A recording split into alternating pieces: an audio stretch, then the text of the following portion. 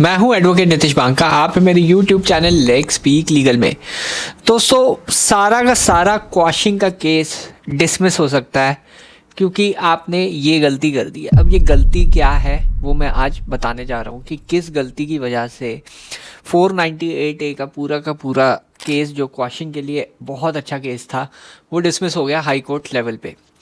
फिर ये केस हम ऑनरेबल सुप्रीम कोर्ट लेके गए और वहाँ पे ये गलती हमने सुधारी। आप ये गलती ना करें, ये आज का वीडियो का टॉपिक है कि 498A के केस में ये गलती बिल्कुल भी आपको नहीं करनी है।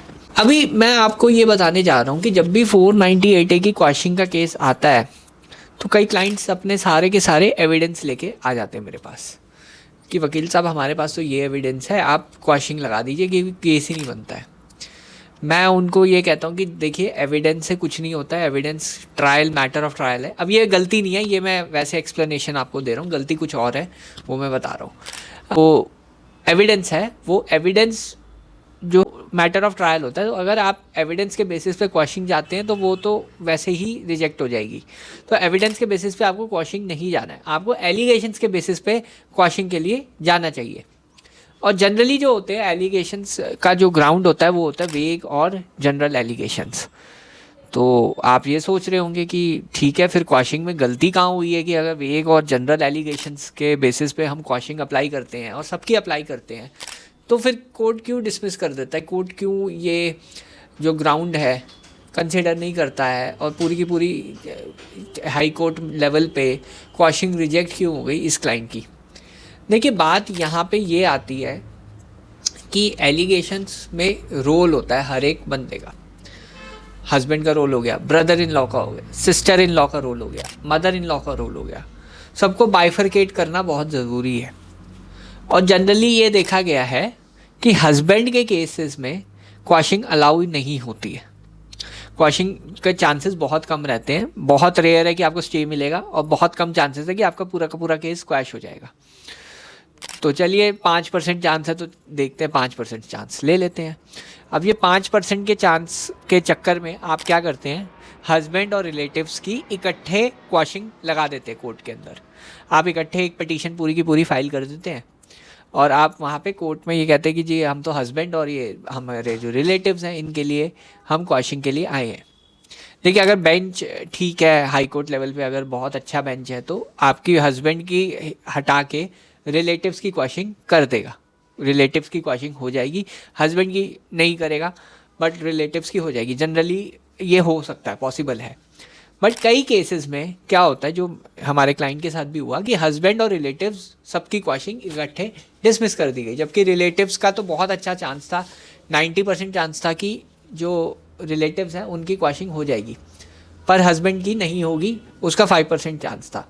तो आप 5% के चांस के चक्कर में आप 90% जो होने वाली थी पॉसिबिलिटी वो ख़त्म कर दिया आपने जब आप इकट्ठे क्वॉशिंग के लिए चलिए गए।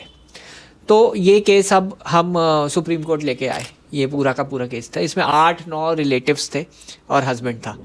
सुप्रीम कोर्ट ने पहली डेट पे हमें बोला कि आप अगर हस्बैंड को हटा रहे हैं अभी तो हम आपकी पिटीशन को एक्सेप्ट करेंगे, नहीं तो हम इसे अभी के अभी रिजेक्ट कर रहे हैं। तो मैंने जो है एक undertaking they the honourable supreme court में कि हस्बैंड के अलावा मैं बाकी सबके लिए रिलीफ प्रेस कर रहा हूँ।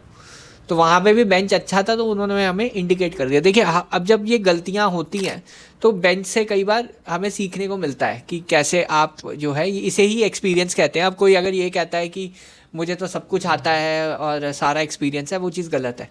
ये पहली डेट पे मैंने इस केस में स्टे भी लिया और हस्बैंड का नाम भी हटा दिया। तो अब 95% मेरे पास चांस था कि ये पूरा का पूरा केस जो है क्वैश हो जाएगा। तो नोटिस हुआ, wife side I, wife side ने आर्ग्यू किया क्योंकि 90% चांस था क्वॉशिंग का, बहुत स्ट्रॉन्ग केस था क्वॉशिंग का, तो ये पूरा का पूरा केस जो है क्वैश हो गया। रिलेटिव्स के लिए हमें रिलीफ मिला।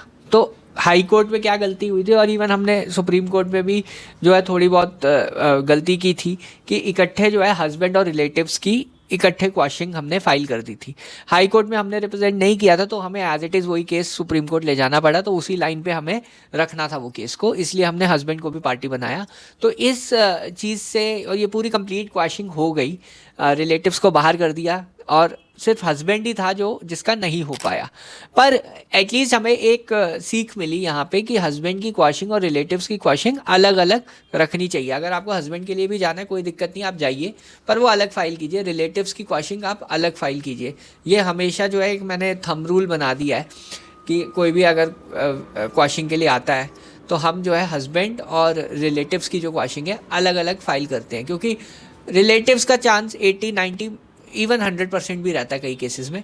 तो अब 90% चांस के लिए हम 5% पे क्यों रिलाई करें कि हस्बैंड का अगर 5% चांस है तो हम हस्बैंड की क्यों लगाए क्वाशिंग और बाकी रिलेटिव्स को क्यों जो है हैरेसमेंट फेस करने दें जब भी हम ये केसेस क्वाशिंग के लिए जाते हैं।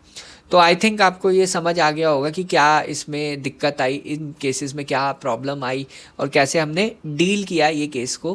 अगर आपको ये केस स्टडी चाहिए, ये असली की केस स्टडी है, मैं अपने व्हाट्सएप ग्रुप में शेयर करूँगा। आप मेरा व्हाट्सएप ग्रुप ज्वाइन कर सकते हैं, लिंक डिस्क्रिप्शन बॉक्स में मिलेगा। बहरहाल वीडियो देखने के लिए बहुत बहुत धन्यवाद। Thank you very much.